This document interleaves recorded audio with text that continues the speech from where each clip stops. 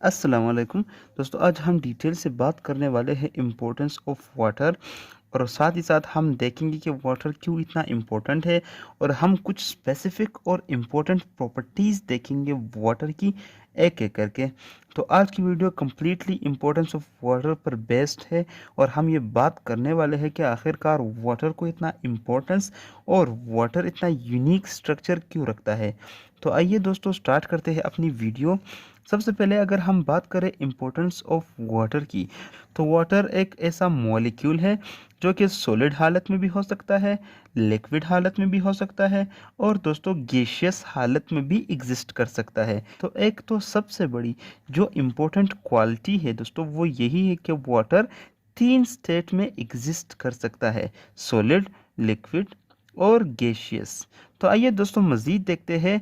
Without water no life. अब इस sentence से आपको क्लियरली अंदाज़ा होना चाहिए कि वाटर के बगैर लाइफ बिल्कुल एग्जिस्ट ही नहीं कर सकती, बिल्कुल लाइफ का कंसेप्ट ही नहीं हो सकता अगर वाटर ना हो। क्यों? क्योंकि दोस्तों water helps us directly and indirectly. यानी दोस्तों वाटर हमारी हेल्प करता है डायरेक्टली भी और इनडायरेक्टली भी। अब डायरेक्टली कैसे हेल्प करता है? देखो दोस्तों, जाहिर सी बात है, जब हम वाटर पीते हैं तो हमारे जिस्म में वाटर की बहुत ज़्यादा नीड होती है, क्योंकि हमारे बोन्स में 20% वाटर है, हमारे ब्लड में सम हाउ 90% वाटर है, हमारे ब्रेन में 85% वाटर है। तो दोस्तों बेसिकली क्या बात है कि हमारे बॉडी को डिफरेंट जगहों पर वाटर की नीड होती है। और दोस्तों हमारा जो सेल का साइटोप्लाज्म है वो भी 90% वाटर से मिलकर बना होता है। तो अगर हमारी बॉडी को वाटर ना मिले तो ये जितने भी ऑर्गन्स या ऑर्गेनलीज है वो तमाम के तमाम एक्टिविटी करना स्टॉप कर देंगे और यहाँ तक कि हमारी डेथ बिल्कुल कॉज हो सकती है और 100% हो सकती है। इसके अलावा दोस्तों वाटर हमें इनडायरेक्टली भी हेल्प करता है। अगर हम अपनी खुराक वगैरह को देखें तो हम बेसिकली प्लांट्स वगैरह खाते हैं और कुछ स्पेसिफिक प्रोटीन्स और अमीनो एसिड्स के लिए हम मीट को इनटेक करते हैं या फ्लेश को इनटेक करते हैं। तो फ्लेश तो बेसिकली एनिमल्स की है, जिनमें यही तमाम बातें थी जो मैंने पहले कही कि एनिमल्स में ब्लड में वाटर होता है, ब्रेन में वाटर होता है, बोन और साइटोप्लाज्म वगैरह में वाटर होता है। तो अगर हम आज उनकी फ्लेश या मीट खा रहे हैं तो ये वाटर की बनिस्बत है कि उनको वाटर प्रोवाइड हुआ है, वो डेवलप हुए हैं और आज हम उनकी मीट खा रहे हैं, वरना हमें मीट या फ्लेश प्रोवाइड ना होता। अब दूसरी बात प्लांट की तरफ आते हैं। प्लांट में दोस्तों बेसिकली 90% वाटर होता है। प्लांट की खुराक तैयार करने में, प्लांट के सीड से लेकर प्लांट के ग्रो और डिवेलप एक कंप्लीट ट्री में डिवेलप होने तक वाटर का बहुत बड़ा किरदार और रोल होता है। अगर वाटर ना हो तो प्लांट का एग्जिस्ट या सरवाइव कर पाना नामुमकिन है। तो जब हम फूड में प्लांट और मीट या फिर फ्लेश को इंटेक करते हैं तो दोस्तों वो भी बेसिकली उनको वाटर प्रोवाइड हुआ है जो आज वो हमारे लिए दस्तयाब है। अगर वाटर ना होता तो वो भी हमारे लिए दस्तयाब ना होते। तो इस तरह वाटर हमारी डायरेक्टली और इनडायरेक्टली हेल्प करता है। इसके अलावा अगर हम बात करें तो हमारी बॉडी में सम हाउ 70 to 90% वाटर होता है। यानी हमारी बॉडी में, हमारे जिस्म में 70 से 90% वाटर होता है। और इसके अलावा अगर हम देखें तो वाटर मोस्ट अबंडेंट कंपोनेंट है प्रोटोप्लाज्म की। अब प्रोटोप्लाज्म क्या है? जब हम न्यूक्लियोप्लाज्म और साइटोप्लाज्म को कंबाइन करते हैं तो उससे बनता है प्रोटोप्लाज्म। तो क्या है कि वाटर मोस्ट अबंडेंट कंपोनेंट है प्रोटोप्लाज्म की। यानी सम हाउ 90% जो प्रोटोप्लाज्म है वो वाटर पर मुश्तमिल होता है। इसके अलावा वाटर की कुछ स्पेसिफिक प्रॉपर्टीज होती है जो कि वाटर को बहुत ज़्यादा इम्पोर्टेंट बनाती है, बहुत ज़्यादा यूनिक और सिग्निफिकेंट बनाती है। लेकिन प्रॉपर्टीज पे जाने से पहले हम स्ट्रक्चर ऑफ वाटर समझेंगे। अगर हम स्ट्रक्चर की बात करें तो वाटर के मॉलिक्यूल में एक ऑक्सीजन प्रेजेंट होता है और दो हाइड्रोजन प्रेजेंट होते हैं। अगर हम इलेक्ट्रोनेगेटिविटी की बात करें तो oxygen is more electronegative than hydrogen. Basically electronegativity force कौन सा होता है दोस्तों? जब एक एटम या एक सब्सटेंस जितने भी ज़्यादा इलेक्ट्रॉन्स को खींचने की सलाहियत रखे उसको इलेक्ट्रोनेगेटिव फोर्स कहा जाता है।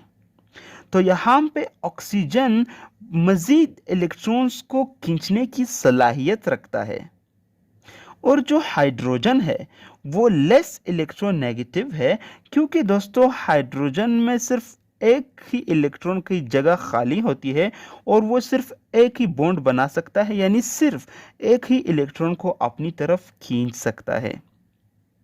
तो इस इलेक्ट्रोनेगेटिव फोर्स की वजह से क्या होता है कि हाइड्रोजन पर जो हाइड्रोजन्स प्रेजेंट होते हैं इन पर पार्शियल पॉजिटिव चार्ज आ जाता है और ऑक्सीजन पर पार्शियल नेगेटिव चार्ज आ जाता है, क्योंकि दोस्तों जो ऑक्सीजन है उसकी इलेक्ट्रोनेगेटिव फोर्स ज़्यादा है और वो हाइड्रोजन के इलेक्ट्रॉन को भी खींचता रहता है, जिसकी बिना पर हाइड्रोजन पर पार्शियल पॉजिटिव और ऑक्सीजन पर पार्शियल नेगेटिव चार्ज आ जाता है। अब जो वाटर का स्ट्रक्चर है जाहिर सी बात है उसमें मिलियंस ऑफ वाटर मॉलिक्यूल्स हो सकते हैं। तो वाटर मॉलिक्यूल्स बेसिकली एक दूसरे से अटैच कैसे होते हैं दोस्तों? वाटर मॉलिक्यूल्स एक दूसरे से इस हाइड्रोजन बॉन्डिंग की वजह से अटैच होते हैं। अब हाइड्रोजन बॉन्डिंग क्या है दोस्तों? बेसिकली हाइड्रोजन बॉन्डिंग हमने यहाँ पे बात की थी, यहाँ पे के हाइड्रोजन पर पॉजिटिव पार्शियल पॉजिटिव चार्ज आ जाता है क्योंकि इससे इलेक्ट्रॉन खींचे जा रहे हैं ऑक्सीजन की तरफ। तो जब इस पे पॉजिटिव चार्ज आ गया तो क्या होगा कि ये हाइड्रोजन फिर दूसरे ऑक्सीजन के साथ पार्शियल पार्शियल बॉन्ड बनाएगा। जैसे मैंने यहाँ पे ब्लू पॉइंटर से ड्रॉ किया है, ये हाइड्रोजन बेसिकली इस वाटर मॉलिक्यूल या ऑक्सीजन का है, लेकिन ये हाइड्रोजन इस ऑक्सीजन के साथ भी बॉन्ड बना रहा है, क्योंकि दोस्तों ये वाली ऑक्सीजन कोवेलेंट बॉन्ड के जरिए इस हाइड्रोजन से इलेक्ट्रॉन खींच रहा है स्लाइटली, जिसकी वजह से इस पर पार्शियल पॉजिटिव चार्ज आ गया और ये ऑक्सीजन इनसे खींच रहे हैं इलेक्ट्रॉन, जिसकी वजह से इस ऑक्सीजन पर पार्शियल नेगेटिव चार्ज आ गया। तो दोस्तों ये नेगेटिव चार्ज बेसिकली इस पॉजिटिव चार्ज को अपनी तरफ अट्रैक्ट करेगा और क्या होगा कि जो ऑक्सीजन है उसकी तरफ जो हाइड्रोजन है वो एक अट्रैक्शन प्रोवाइड करेगा और यहाँ पे स्लाइटली एक बॉन्ड बनेगा। स्लाइटली दोस्तों ये टूटता रहता है, ये स्लाइटली बॉन्ड बनेगा और इस स्लाइटली बॉन्ड को ही कहा जाता है हाइड्रोजन बॉन्डिंग। ये आप देख सकते हैं कि किस तरह वाटर मॉलिक्यूल्स के बीच हाइड्रोजन बॉन्डिंग्स बनती रहती है। अब बात करते हैं पोलरिटी की कि वाटर को पोलर मॉलिक्यूल्स क्यों कहा जाता है। दोस्तों अगर हम देखें slightly charge hydrogen and oxygen, यानी इन दोनों की इंटरेक्शन की वजह से हाइड्रोजन और ऑक्सीजन के बीच इंटरेक्शन की वजह से क्या होगा कि जो कोवेलेंट बॉन्ड है वो स्लाइटली पोलर हो जाएगा, जिसे मैंने यहाँ पे मेंशन भी किया है कि पोलर कोवेलेंट बॉन्ड, यानी हाइड्रोजन और ऑक्सीजन के बीच जो कोवेलेंट बॉन्ड है वो स्लाइटली पोलर हो जाएगा। क्यों? क्योंकि दोस्तों ऑक्सीजन बेसिकली हाइड्रोजन से अपनी तरफ इलेक्ट्रॉन को खींच रहा है, इसकी वजह से ऑक्सीजन पर नेगेटिव और हाइड्रोजन पर पार्शियल पॉजिटिव साइन आ जाता है। तो इस पोलर कोवेलेंट बॉन्ड की वजह से जो वाटर का मॉलिक्यूल है उसे पोलर मॉलिक्यूल कहा जाता है। अब कुछ प्रॉपर्टीज की बात करते हैं, वाटर की बात करेंगे। वाटर एज यूनिवर्सल सॉल्वेंट, यानी वाटर को यूनिवर्सल सॉल्वेंट कहा जाता है। इन्हें क्यों यूनिवर्सल सॉल्वेंट कहा जाता है? क्योंकि solvent for all polar and ionic substances. दोस्तों जो वाटर है वो एक ऐसा सॉल्वेंट है जिसमें तमाम के तमाम पोलर और आयोनिक सब्सटेंसेस इजीली डिसॉल्व हो सकते हैं। इसके अलावा दोस्तों कुछ नॉन पोलर सब्सटेंसेस जिनमें चार्ज मॉलिक्यूल्स हाई अमाउंट में प्रेजेंट होंगे, जैसे कि शुगर, वो भी वाटर में डिजोल्व हो सकते हैं। यहाँ पे मैंने दोस्तों नॉन पोलर चार्ज जो हाई अमाउंट में जिनमें चार्ज मॉलिक्यूल्स प्रेजेंट होंगे, सिर्फ वो ही इनमें डिजोल्व हो सकते हैं, जैसे कि शुगर। अदरवाइज जितने भी नॉन पोलर स्ट्रक्चर या मॉलिक्यूल्स होते हैं वो वाटर में डिजोल्व नहीं होते। यहाँ पे हमने एक एग्जाम्पल ली जिसमें हमने एक नमक या NaCl को उठाया, सोडियम क्लोराइड को उठाया, जो कि एक आयोनिक बॉन्ड की वजह से एक दूसरे के साथ अटैच है। आपको पता है कि सोडियम पर पॉजिटिव और क्लोरीन पर नेगेटिव चार्ज होता है और इनके बीच आयोनिक बॉन्ड प्रेजेंट होता है। तो क्या होगा जब हम एक नमक या सोडियम क्लोराइड मॉलिक्यूल को वाटर में डालेंगे, तो वाटर का जो नेगेटिव पार्ट है वो सोडियम को अपनी तरफ अट्रैक्ट करेगा, क्योंकि सोडियम पर पॉजिटिव चार्ज होता है।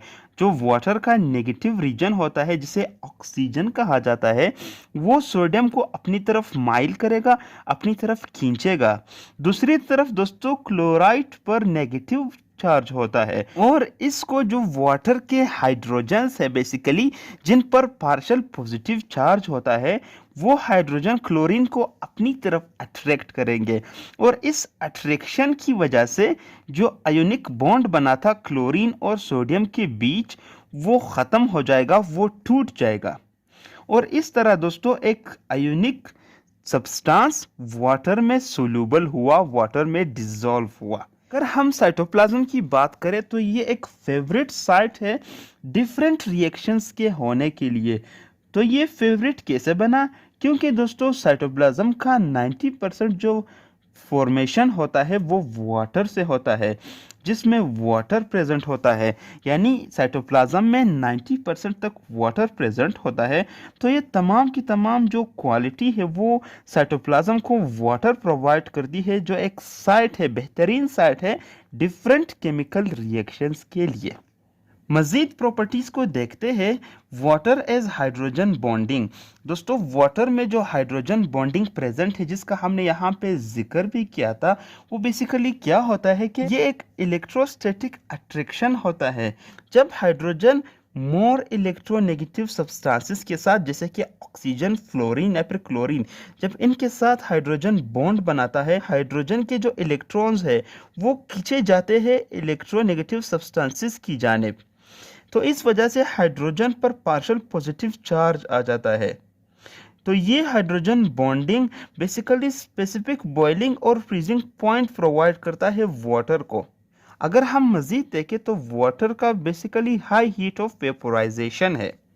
वेपोराइजेशन बेसिकली वर्ड वेपर से निकला है, यानी किसी लिक्विड का वेपर्स में तब्दील हो जाना। और वाटर का हाई हीट ऑफ वेपोराइजेशन क्यों होता है? क्योंकि इनमें हाइड्रोजन बॉन्डिंग प्रेजेंट होती है, यानी वाटर का जो मॉलिक्यूल है वो एक दूसरे के साथ बिल्कुल अट्रैक्ट हुए होते हैं, कंडेंस हुए होते हैं। इसकी वजह से जब हम बहुत ज़्यादा हीट प्रोवाइड करेंगे तभी जाके ये वेपोराइज में तब्दील हो सकते हैं, अदरवाइज जो कम हीट है उस पर इनकी जो वेपर्स है वो नहीं बनते। ये basically important for animals and plants to get rid of body heat, यानी जो प्लांट्स है या जो एनिमल्स है, जब वो अपने बॉडी से हीट डिस्चार्ज करते हैं in the form of sweating, in the form of transpiration, तो उसमें हाई हीट ऑफ वेपोराइजेशन काफ़ी ज़्यादा हेल्प करती है उनकी।